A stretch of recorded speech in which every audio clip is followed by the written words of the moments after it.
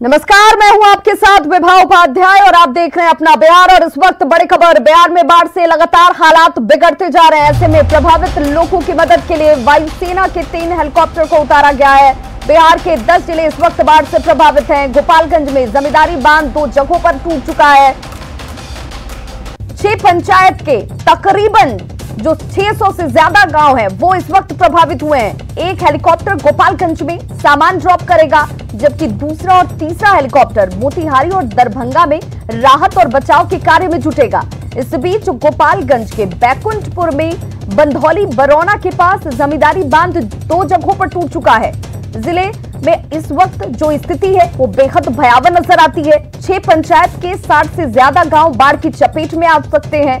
प्रशासन लगातार हालात पर नजर बनाए हुए है। बिहार में फिलहाल 10 जिले बाढ़ की चपेट में आ चुके हैं और अब इन जिलों में 435 पंचायतों की करीब 8 लाख की आबादी बाढ़ से प्रभावित हुई है। राहत और बचाव के कार्य के लिए 21 शिविर बनाए गए हैं, जहां पर लोगों को राहत हासिल होगी, जिसमें सबसे ज्यादा गोपालगंज में 9 राहत शिविर चलाए जा रहे हैं। वहीं 271 कम्युनिटी किचन चलाए जा रहे हैं, जिसमें अकेले अगर दरभंगा की बात की जाए तो दरभंगा में ही 122 सामुदायिक रसोई चल रहे हैं इस वक्त।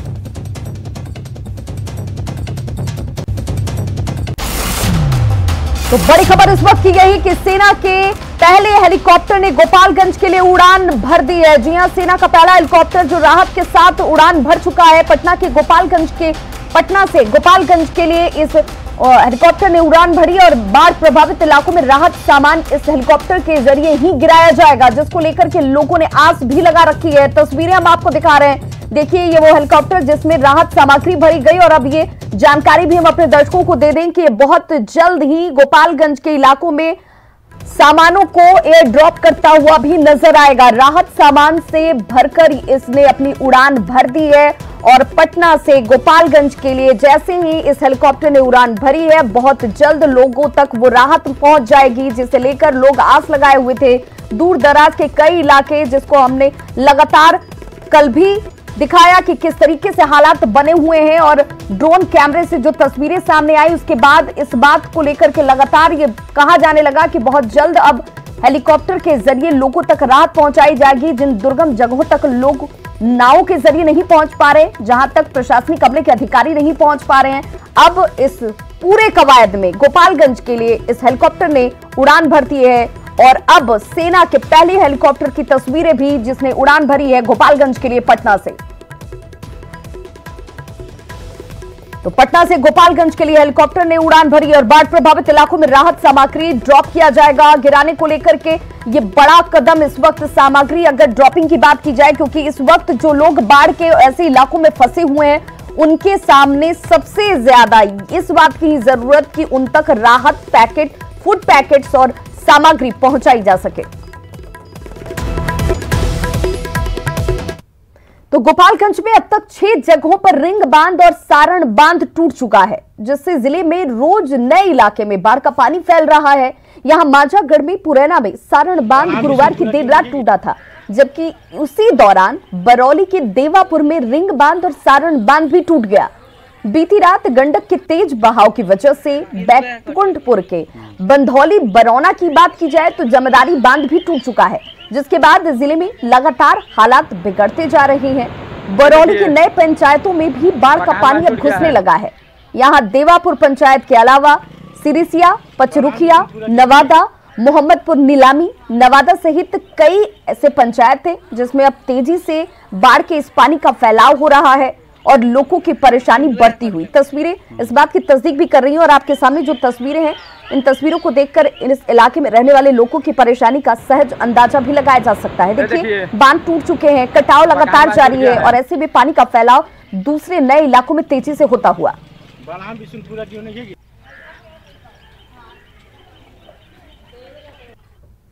तो गोपालगंज में आई बाढ़ की त्रासदी के बीच लोग एक दूसरे के साथ खड़े नजर आ रहे हैं। लोग अपने घर से अपने सामानों को लेकर सुरक्षित दूसरे स्थानों पर जाने को मजबूर हैं। क्या है गांव के हालात, जायजा लिया संवाददाता अमित कुमार ने। बाढ़ के विस्का का आज दूसरा दिन है और दूसरे दिन जो है लोग जो हैं देख सकते हैं कि अभी भी कई टोलों से निकल कर के ये जो रास्ता है, इस रास्ते से NH पे जा रहे हैं और लोग जो हैं अपने घरों से कई सामान भी लेकर के जा रहे हैं और लोगों से हम बात भी करते हैं। ये बताइए, आज दूसरा दिन है, आप लोगों को परेशानी लगातार देख रहा हूँ मैं, प्रशासन से क्या कुछ मिल रहा है, मदद मिल रहा है, कैसे आप लोग? जिनको मिल रहा है हम लोग को आज तक एक पैसे की कोई राहत नहीं मिली है। ठीक है, दूसरा दिन ही है ना? हाँ जी, दूसरा दिन है, आज तक अभी तक कोई राहत नहीं मिला है। सूर्य लेने आए आप लोगों की? नहीं, अभी तक तो हमारे यहाँ कोई नहीं गया है। क्या नाम हुआ? जितेंद्र कुमार प्रसाद। आपका क्या नाम हुआ? मेरा नाम है इमाम हुसैन। इमाम जी, ये बताइए कि आप लोग आ रहे हैं, अपने परिवार को भी आपने सुरक्षित स्थानों पर लेकर के गए, सरकारी अमले की बात कर ले तो कितने लोग आए, क्या कुछ आप लोगों से बात किया? कोई नहीं आए अभी तक, यहाँ कोई पूछने भी नहीं आए। हमारे यहाँ के मुखिया भी अभी तक नहीं पूछे कि क्या, वो भी तो डूबे हुए हैं, सब लोग हमारे यहाँ डूबे हुए हैं, लेकिन कोई प्रशासन या सरकार के कोई आदमी नहीं है आपके सिवा। अभी तो आप पत्रकार हैं तो आ गए हैं, लेकिन आपके सिवा कोई नहीं है। आप जाइएगा, क्या कीजिएगा क्या नहीं, ये हम नहीं जानते हैं, लेकिन तो है खबर दिखाना, हम जाए तो ठीक है, आप खबर दिखाइए। देवापुर में पूरे क्षति हो चुकी है, पूरे हम लोग तो जिस तरह रह रहे हैं रोड पर, लेकिन भीतर गांव जो जितने लोग हैं वो पूरे मर रहे हैं। आप लोग जा करके लोगों को निकाल रहे हैं? निकाल रहे हैं, हाँ जी। अब तक कितने लोगों का आपने निकाला? बहुत आदमी के निकालते हैं, बहुत आदमी के निकाले, बच्चे महिला और सब पानी हो गया। परमेश्वर राम। आपका क्या नाम है? हम डिलीवरी का भी कल 40 जाने को बचा है, लेडीज को पेट में बच्चा था, हाँ पौड़ के बच्चा है, और एक बच्चा भी उधर डूबा था, उसको भी खोजे लेकिन वो नहीं मिला, उसकी लाश चली गई होगी कहीं। चलिए, तो ये एक बेबसी है, त्रासदी है, या फिर यूं कहें कि सरकारी उदासीनता, इस तमाम चीज़ों के बीच जो है लोग जो हैं एक दूसरे के मददगार बने हैं, एक दूसरे का हाथ बटा रहे हैं और कोशिश है कि बाढ़ में जो फंसे लोग हैं, जो अभी भी सुरक्षित स्थानों पर नहीं आए हैं, उनको ये नौजवान जो हैं वो अपने कंधे पे उठा करके अपने बाजू के सहारे जो है लेकर के सुरक्षित स्थान पे जा रहे हैं। कैमरा पर्सन राहुल के साथ अमित कुमार, न्यूज़ 18 गोपालगंज। तो ग्राउंड जीरो पर क्या हालात हैं, इसकी जानकारी हमारे सहयोगी दे रहे हैं। उन दुर्गम जगहों पर जहां तक अभी तक प्रशासनिक अमले के अधिकारी नहीं पहुंचे, वहां हमारे सहयोगी पहुंच रहे हैं ताकि वस्तु स्थिति की जानकारी सरकार तक भी पहुंचाई जाए और इन लोगों तक मदद जल्द से जल्द पहुंचे। सहरसा में कोसी अपना रौद्र रूप दिखा रही है। जिले के महेशी और सलकुआ प्रखंड के करीब 2 दर्जन गाँव में पानी घुस चुका है, जिसके बाद लोग ऊंचे स्थानों की तलाश में पलायन करने को मजबूर हैं। लोगों के सामने खाने पीने से लेकर सिर छिपाने तक की भारी समस्या खड़ी हो गई है। इंसानों के साथ साथ इस आफत की घड़ी में जानवरों को भी चारा नहीं मिल पा रहा। खाना नहीं मिलने से बच्चों की स्थिति खराब हो रही है। पानी में भैंस घुस गए, घर दुआर कुछ सब बच्चा उच्चा ला माल जाल ला के लिए बोन पर घर दुआर में पानी छे, खाए पिए के कोई व्यवस्था नहीं है, कुछ नहीं है। किसी तरह मचान बना करके चौकी में 3-4 ईटा दे करके किसी तरह समय को व्यतीत कर रहे हैं सर। खाने पीने की क्या व्यवस्था? खाने पीने का कोई व्यवस्था नहीं है सर। चूल्हा नीचा में कैसे जोड़ेंगे? खगड़िया में भी कोसी और बागमती नदी ने तांडव मचा रखा है। जिले के 7 प्रखंडों के 87 गांव के करीब 55,000 की आबादी इस वक्त बाढ़ की चपेट में है। जिला प्रशासन का यह दावा है कि बाढ़ प्रभावित की हर संभव मदद की जा रही है। इसके लिए 3 कम्युनिटी किचन और 40 नाव चलाए जा रही हैं। लेकिन अलौली के खीरी खुटहा गांव में दूर दूर तक कोई सरकारी सुविधा नहीं नजर आती। लोग प्रशासन से राहत की गुहार जरूर लगा रहे हैं और ग्राउंड जीरो पर हमारे सहयोगी पहुंचे दिग्विजय ने, और क्या कुछ स्थिति उन्होंने देखा आपको जरूर देखना चाहिए। जो बाढ़ पीड़ित है वो पूरा पुल पर आकर के ऊंचे जगह पर आकर के शरण लिए हुए हैं। जो पूरा मवेशी है उनको लेकर के हम उस गांव को दिखाने का कोशिश कर रहे हैं। ये नवटोलिया गांव है, यहाँ पे 200 से 300 की आबादी जो है सो इस नवटोलिया गांव में रहती है, जहाँ पे साफ देख सकते हैं कि चारों तरफ से कोसी नदी का पानी का बढ़ने के कारण पूरा गाँव जल से डूबा हुआ है, पानी से डूबा हुआ है और कई घरों में पानी घुसा हुआ है। जो बाढ़ पीड़ित हैं वो देख रहे हैं कि पुल पे जो ऊंचे जगह है वहाँ पे शरण लिए हुए हैं। 3 रोज से सर भूखे हैं, सब घर में लकड़ी नहीं है, खाना कैसे बनाएगा? पुल पर 400-500 का आबादी है, यहाँ बसे हुए हैं, रह रहे हैं सर पुल पर। ऊंचे स्थल तो पुल है सर, तो पुल पर कम से कम 200 जानवर भी है, जानवर भी भूखे। यहाँ पानी चूल्हा चक्की सब डूब गए, यहाँ राशन पानी भीज गए। हम पुल पर छे बाल बच्चा ले बड़ा चट्टी ओढ़ के हाँ पानी भी पड़े छे बड़ा ओर के अपन बैठल रहे बाल बच्चा लोग की कर। ग्राउंड जीरो पर जिला प्रशासन की हकीकत क्या है। दिग्विजय कुमार, न्यूज 18 खगड़िया। तो लोगों की परेशानी समझी जा सकती है। खाने का सामान नहीं है, छिपने के लिए छत नहीं है और आस लगाए बैठे हैं कि प्रशासनिक अमले से कोई जल्द से जल्द इन तक राहत लेकर पहुंचेगा।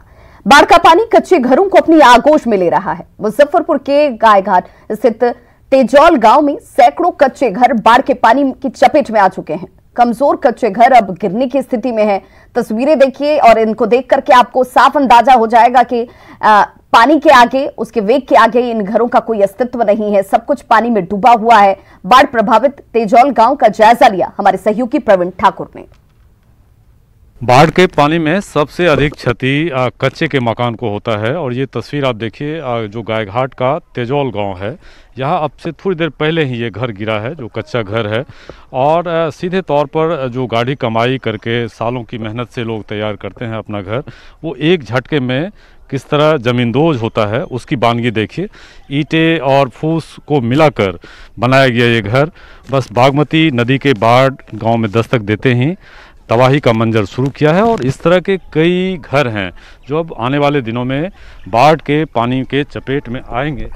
तो साफ तौर पर जो ये तस्वीर है ये डरावनी है और जिनका ये घर है उनके लिए पीड़ा भी है। क्या मजबूत नहीं था घर?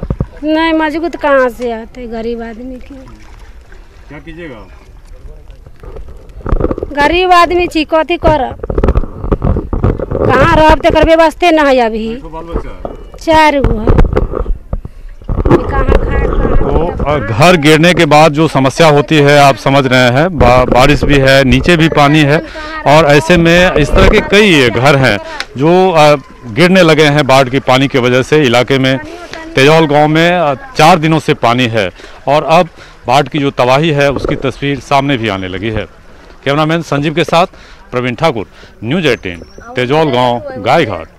तो इन लोगों के सामने कितनी बड़ी मुसीबत है इसका अंदाजा सहज लगाया जा सकता है। नीचे जहां तक दूर दूर तक नजर जाती है सिर्फ पानी ही पानी नजर आता है और ऊपर से आसमान से भी पानी बरसने से छत का कोई आसरा नहीं और भूखे पेट जागने की मजबूरी भी है। सीतामढ़ी के शहरी इलाकों की बात करें तो लोग यहां पर जल जमाव की समस्या से परेशान हैं। पौष इलाकों में भी सड़क पर पानी ही पानी नजर आ रहा है और ऐसे में स्थानीय लोगों को खासी मशक्कत करनी पड़ रही है और इन हालातों में जीने की विवशता भी है। निगम के रवैये को लेकर लोगों की नाराजगी अब खुलकर सामने आ रही है। शहर के वार्ड संख्या 13, 18 और 19 समेत कई इलाकों में पानी की निकासी नहीं हो पा रही। लगातार हो रही बारिश के कारण सीतामढ़ी शहर की स्थिति बेहद नारकीय होकर रह गई है। हालात ये है कि लगातार जल जमाव के कारण बाढ़ सा नजारा हर मोहल्ले में दिखाई दे रहा है। आप तस्वीर देख सकते हैं, यह मिर्चाई पट्टी का मोहल्ला है जिसमें पानी लबालब भरा हुआ है और यहीं पर स्थानीय सांसद का आवास भी है। और आप तस्वीर की भयावहता को समझ सकते हैं कि छोटे छोटे बच्चे इस पानी को पार करके रोज अपने रोजमर्रा के काम के लिए बाहर जाते हैं और आते हैं, लेकिन न तो जनप्रतिनिधियों को इस समस्या से कोई सरोकार है और न ही स्थानीय प्रशासन इससे कोई मतलब रखे हुआ है। जनप्रतिनिधि की बात तो छोड़ दीजिए, सीतामढ़ी नगर परिषद भी यहाँ के लोगों को भगवान भरोसे छोड़ दिया है। कैसे क्या करके जाते हैं, क्या करें। कितने दिनों से समस्या है? लगभग समझिए 4 दिन हो गया। 4 दिन हो गया। 4 या 5 दिन लगभग होने जा रहा है। जल जमाव है। क्या निकासी का कोई व्यवस्था नहीं हो रहा? निकासी की व्यवस्था तो मैंने सबको फोन किया गया है, लेकिन कोई आदमी सुनने के लिए तैयार नहीं है। अच्छा, हमारे साथ एक और शख्स है, उनसे बात करने की कोशिश करते हैं। बताइए क्या परेशानी होती है? ये परेशानी का यहाँ ये आलम है कि छोटे छोटे बच्चे और खाने की इतनी सामग्री के लिए किस बड़ी मुश्किल से घर से बाहर निकलते हैं। दवा के लिए परेशानी है, घर से अगर जो एक बार निकल गए तो जाना मुश्किल है और जाए तो फिर निकलना मुश्किल है। पिछले 1 सप्ताह से जल जमाव है, न नगर परिषद, न स्थानीय प्रशासन, न जनप्रतिनिधि का इधर कोई ध्यान है कि यह पानी निकले। तो आपने देखा यहाँ के लोगों की परेशानी किस तरीके से भयावह है। लोग इस जल जमाव में किसी तरीके से नारकीय जीवन जीने को विवश है और ना तो प्रशासन को और ना ही सीतामढ़ी नगर परिषद को इसकी तनिक भी चिंता है। हालात यही रहा तो आने वाले वक्त में यह महामारी का शक्ल अख्तियार कर सकता है और इससे दर्जनों लोगों की जान भी जा सकती है। राकेश रंजन, न्यूज 18 सीतामढ़ी। तो इस समय बिहार के 10 जिले जो हैं वो बाढ़ की चपेट में हैं। आपदा प्रबंधन विभाग के अनुसार सरकार राहत शिविर चला रही है और प्रभावित इलाकों में एनडीआरएफ और एसडीआरएफ की टीमें लगातार काम कर रही हैं। लेकिन इन सब के बीच बाढ़ की जो तस्वीर आ रही है वो जरूर परेशान कर रही है। और एक कहावत है कि डूबते को तिनके का सहारा, आपने भी जरूर सुना होगा। लेकिन मोतिहारी में डूबते को डीएम और एसपी और साथ ही एनडीआरएफ का सहारा मिला। बाढ़ में फंसे बुजुर्ग का रेस्क्यू लाइव।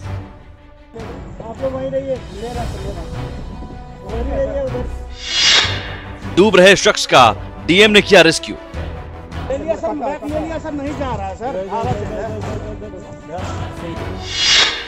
डूबते को डीएम का सहारा।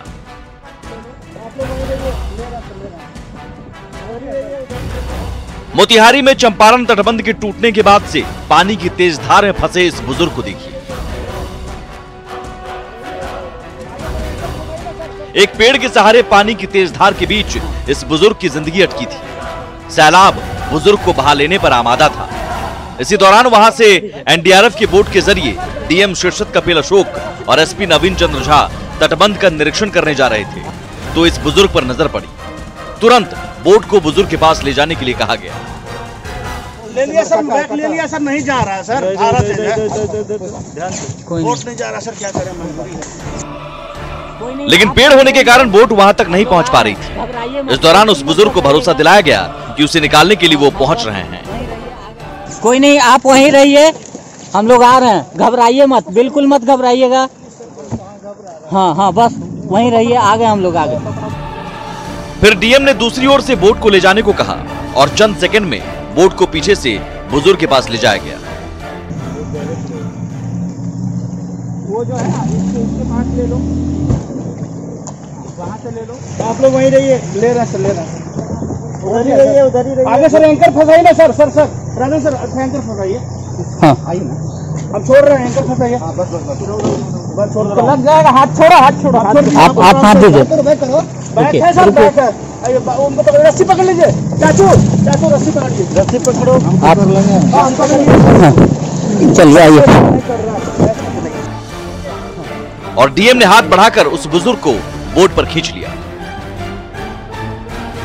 और जानलेवा सैलाब में फंसी एक जिंदगी बच गई।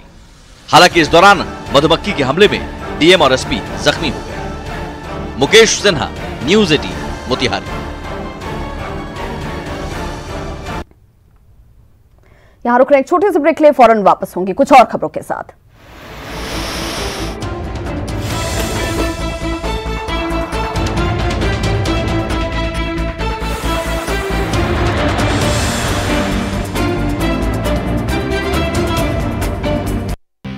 ब्रेक के बाद एक बार फिर से आप सभी का बहुत स्वागत है। मधुबनी के राजनगर प्रखंड स्थित रही गांव में पुरानी कमला नदी पर बनी पुलिया पानी के तेज बहाव में बह गई है, जिससे रही गांव का सड़क संपर्क टूट चुका है।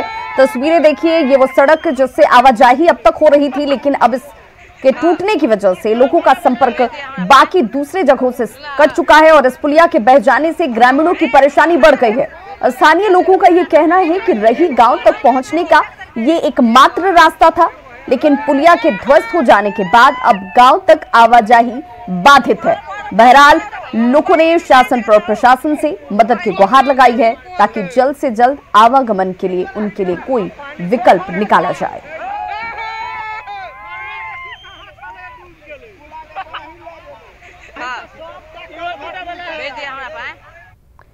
गोपालगंज में सारण तटबंध टूटने के बाद छपरा में भी तबाही का मंजर नजर आने लगा है।